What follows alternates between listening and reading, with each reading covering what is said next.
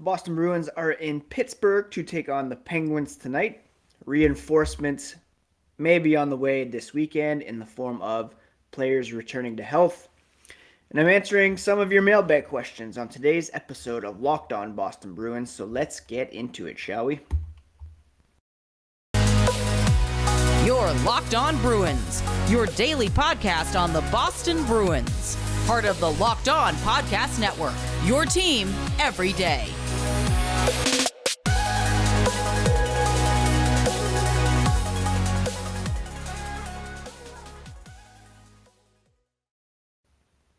What is up, Bruins fans, and welcome back to the Locked On Boston Bruins podcast. I'm your host, Ian McLaren, and this is a daily show where we discuss all things spoke to be, as well as take a look around the NHL. Today is Thursday, April 21st.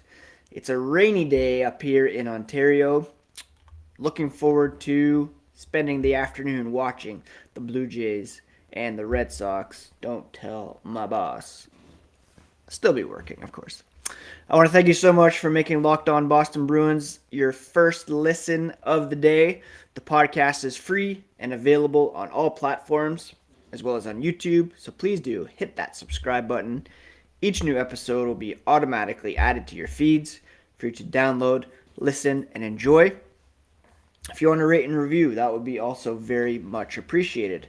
On Twitter, you can follow Locked NHL Bruins and at Ian C. McLaren for my dad jokes, hockey tweets, both on Instagram if you're interested in that. I am a lifelong Bruins fan. Been covering this team for various outlets for 17 years now. And I woke up this morning very distraught because my fantasy team very much needed a strong effort from Pavel Francouz and the Colorado Avalanche last night, and they lost to the Seattle Kraken 3-2, which is a massive piss off and just skewered my goalie numbers for this week. Nobody cares, but that's just how I'm feeling at the moment. I'm going to talk about the Kraken in the mailbag segment because we got a Karson Kuhlman question, but gonna start by updating you on some Bruins injuries as they get ready for tonight's game against the Pittsburgh Penguins at PPG Paints Arena. They practiced on Wednesday in preparation for tonight's game, but the big developments were happening on the ice back in Boston. Both David Pastrnak and Hampus Lindholm practiced at Warrior Ice Arena with hopes of making a return to play as soon as possible. Bruce Cassidy said they skated on Wednesday, so they're closer for the weekend, but he hasn't heard whether they will be in or out. Prognosis is a bit better for Linus Ullmark. He's looking promising for a potential return to action this weekend. The Bruins have back-to-back games on schedule. Saturday afternoon against the Rangers and then Sunday evening against the Montreal Canadiens. So it would be good to have Ullmark at least back for one of those games so that Swayman isn't called upon to start back-to-backs, or you're not relying on Troy Grosnick, with all due respect to him. Don't really want him making regular season starts. However, he's there, and they'll use him if need be. Linus is the closest to getting back in, so that's good with the back-to-back coming up, according to Bruce Cassidy. Cassidy added, he's not really looking ahead too much to the playoffs because he knows that making it through at full strength takes a bit of luck. Teams that get through the playoffs without injuries, there's a lot of fortune to it, he said. Some guys tend not to get hurt. Sometimes it's previous history. But the goal is to get everybody back in the lineup prior to game one against whoever that will be. Yeah, if somebody does go down, however, it's going to be a next man up mentality, and other people will have to pick up the pieces. That's just the way it works. But ideally, you're starting with as healthy a lineup as possible, and the Bruins slowly getting closer to that with Ullmark seemingly ready for the weekend, and Pastrnak and Lindholm possible for the weekend. Now, along those lines, I'm going to answer some mailbag questions, and a friend of the pod, Abby Pomeroy, asked, with the playoff spot clinched, do you think we'll start to see some more regular roster players, Foligno, Bergeron, etc., taking a rest during the last 6-game stretch? Or do you think their focus will be more on fixing the small things before the playoffs with the usual team on the ice? It's a great question, and I do believe there's a chance they could rest some guys, but with Pastrnak and Lindholm having missed time, we've seen some areas emerge that do need work. For instance, the power play. It would be good for the Bruins to have their number 1 and number 2 power play units set and in the lineup so that they can get some game reps before the playoffs, since they're in the midst of this 0-for-27 stretch. With Lindholm, they're trying to figure out the defensive pairings, so you want your ideal top 6 in the lineup. It's tough because you don't want to risk injury. You don't want to put Bergeron out there and get him banged up. So perhaps he might sit out a game or two. But at this point, with the playoffs starting so soon after the end of the regular season, I think there'll be like 2 days in between, maybe 3 between game 82 and game 1. You want to get all these injured guys back in the lineup and firing on all cylinders in game situations, and that involves pairing them with the other top guys, so they need to be in as well. Maybe we'll see some bottom 6 guys resting. I don't know. Foligno's been playing pretty well as of late. He might want to keep his legs at this point. So to answer your question, Abby, it's probably smart under ideal circumstances to rest some of their top players. But given the fact that Pastrnak and Lindholm have been out, you want to give your top lineup some game reps heading into the postseason. Got a few more mailbag questions to answer, but first, a quick word about Shady Rays, an independent sunglasses company that gives you the features of $200 sunglasses for a fraction of the price. That means polarized lenses, well-constructed durable frames, premium high-end finishes. Also, something you won't find anywhere else is Shady Rays' insane protection program. Shady Rays includes lost and broken protection on every pair. They'll send you a brand new pair if you lose them, no matter what happened. Give them a try, and if you don't love them, you'll pay nothing. It's as simple as that. Plus, 10 meals are donated to fight hunger in America when you shop with Shady Rays. That is super cool. Exclusive for Locked On Bruins listeners, head to shadyrays.com. Use code Locked On to get 50% off 2 or more pairs of polarized sunglasses. That's Locked On, promo code for their best deal of the season. 50% off 2 or more pairs of Shady Rays sunglasses, backed by over 150,000 verified 5-star reviews. Thank you so much for making Locked On Bruins your first listen every day. For your next listen, check out the Locked On Now podcast, nightly recaps of every NHL game with analysis from our local experts, free and available wherever you get podcasts. Let's tackle a few more of these mailbag questions. Another one comes from Mike B at MDB82. McAvoy is clearly having his best season numbers-wise. What do you think his ceiling is? Could he be a 15-goal, 60-assist, 75-point guy next season? What is his ceiling? Charlie McAvoy, I talked extensively yesterday about him, about his Norris Trophy candidacy, and how, yes, he's having a career season, not quite at the level of a Roman Josi or a Cale Makar, who are kind of lapping the field offensively, but he does have 9 goals, 44 assists for 53 points. 21 of those points have come on the power play, which is by far a career high. He had never hit double digits. So that's helping for sure boost his point totals. Obviously, the power play has been struggling as of late, so that's kept him from perhaps hitting the 50 assist plateau. And he's also shooting 5.9%, which is down from his 6.6 career average.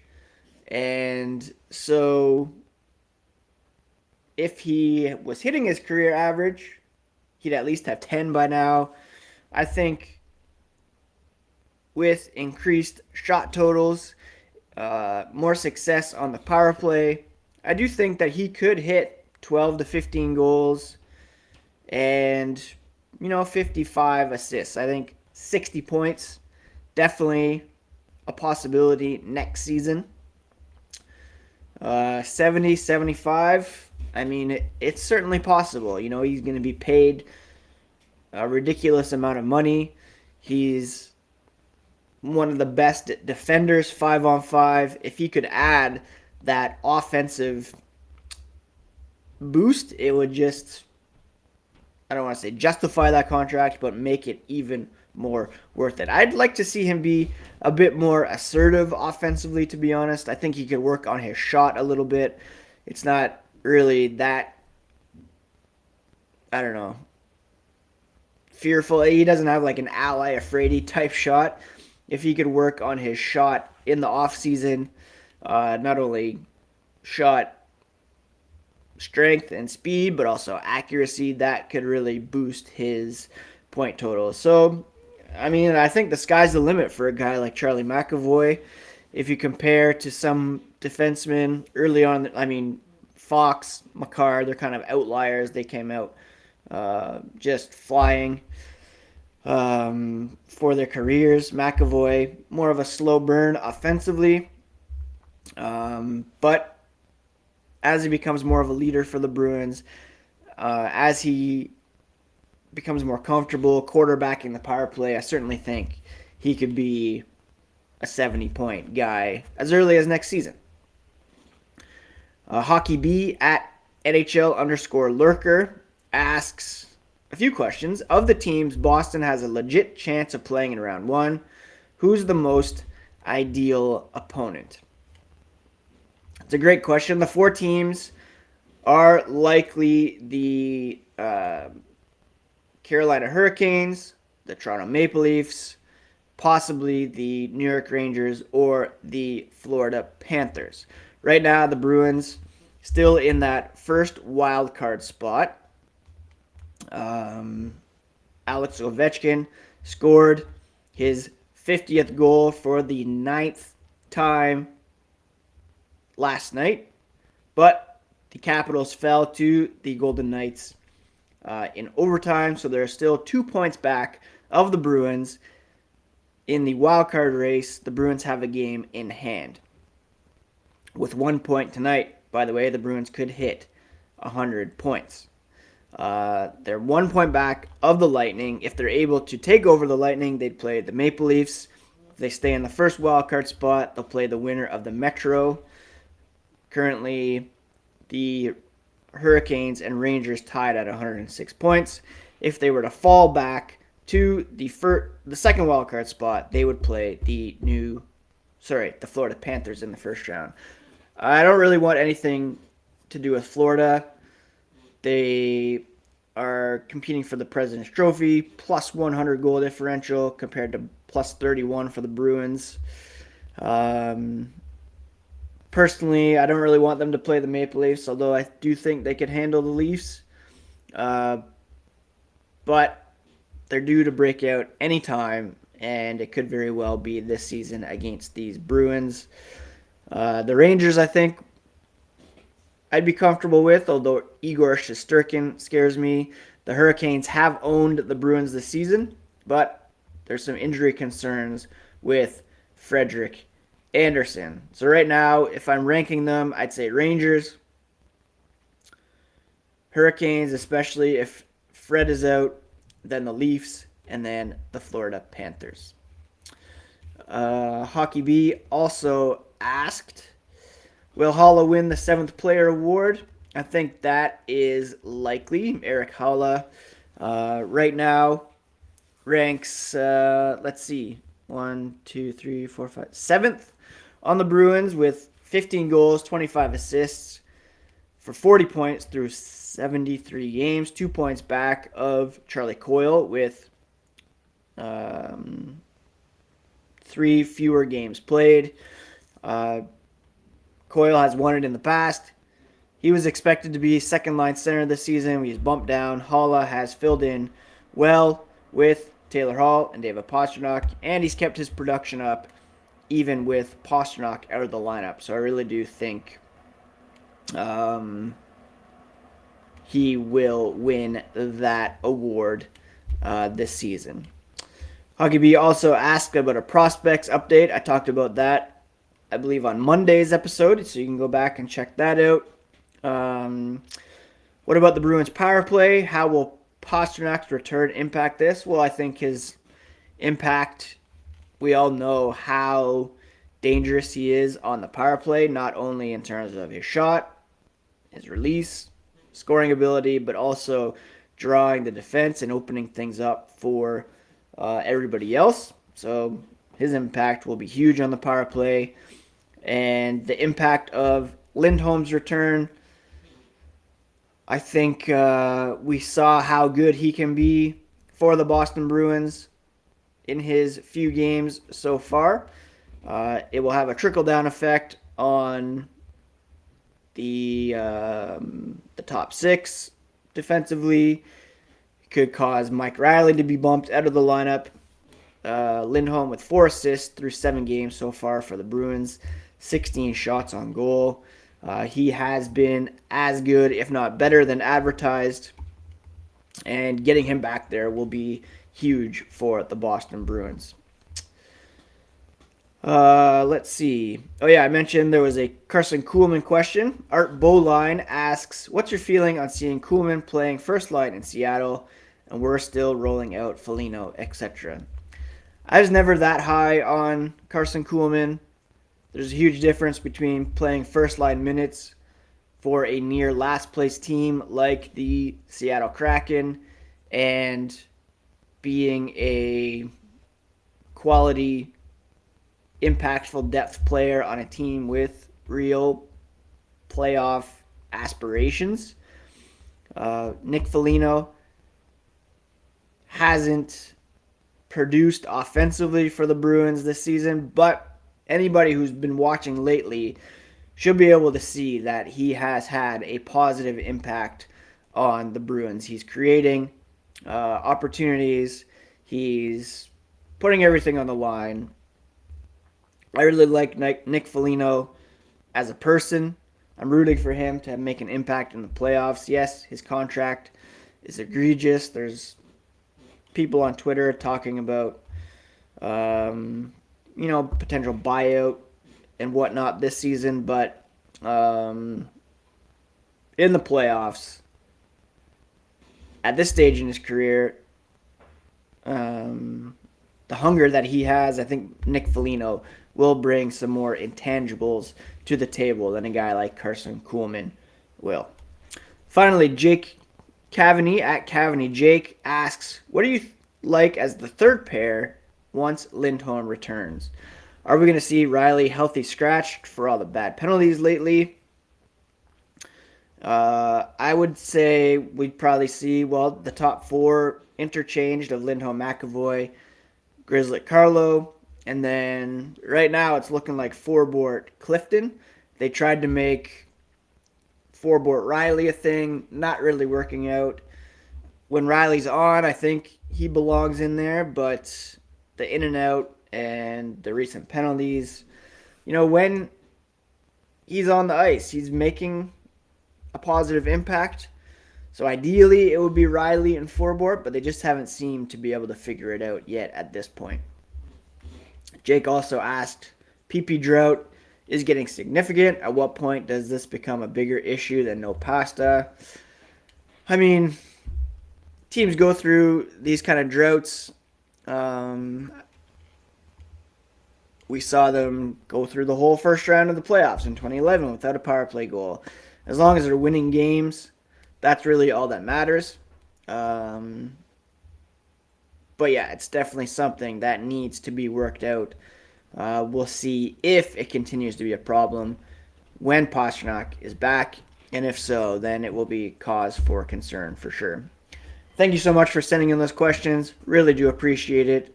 At Locked NHL Bruins, at Ian C. McLaren on Twitter, if you ever have anything to run by me.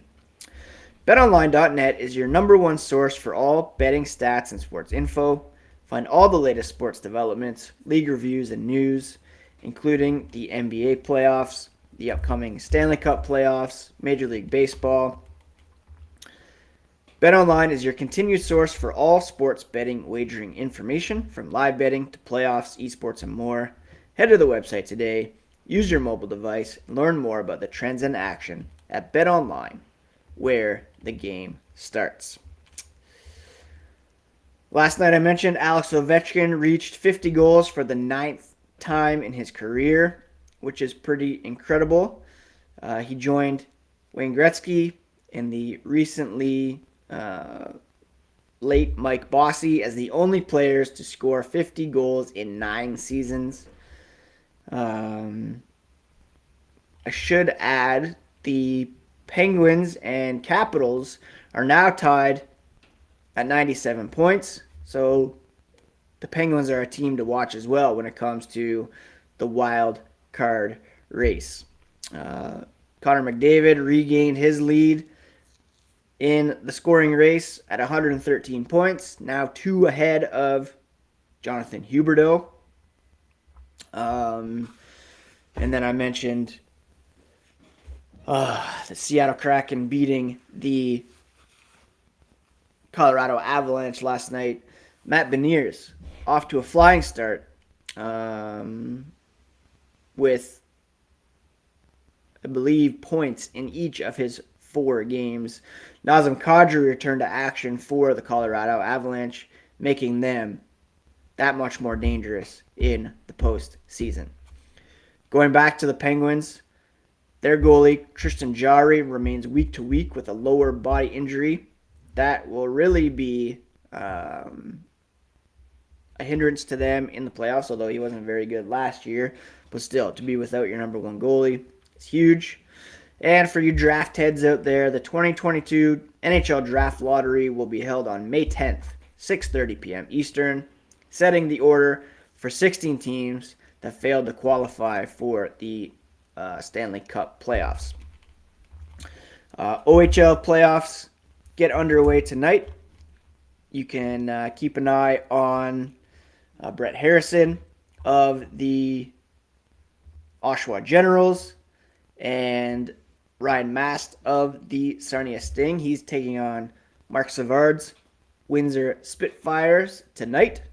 I believe the Generals will begin their postseason tomorrow night in Kingston. When it comes to the Vancouver Giants, let's see when Fabian Lysell will be in action. I believe they will begin tomorrow night.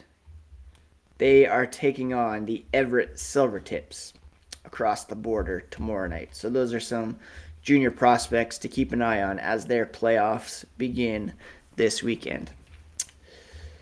All right, that is it for today's episode of Locked On Boston Bruins, my friends. I hope you're all having a great week. Happy Thursday. Afternoon baseball for anyone who has 2 screens to keep an eye on. I'm also going to check out, hopefully, the second episode of Better Call Saul tonight. Maybe some Tokyo Vice. I highly recommend that on HBO Max if you haven't watched already. And, just keep trucking here with 2 work days left this week. The Bruins in action tonight, and then Saturday afternoon and Sunday night. So a busy weekend coming up. I might post a bonus pod after the Rangers game to get you all caught up on the action this weekend. Thanks again for making Locked On Bruins your first listen every day. Now check out the Locked On Fantasy Hockey Podcast hosted by Steele Roden and Flip Livingstone. Free and available wherever you get podcasts on the Locked On Podcast Network. Your favorite team every single day. Take care, friends.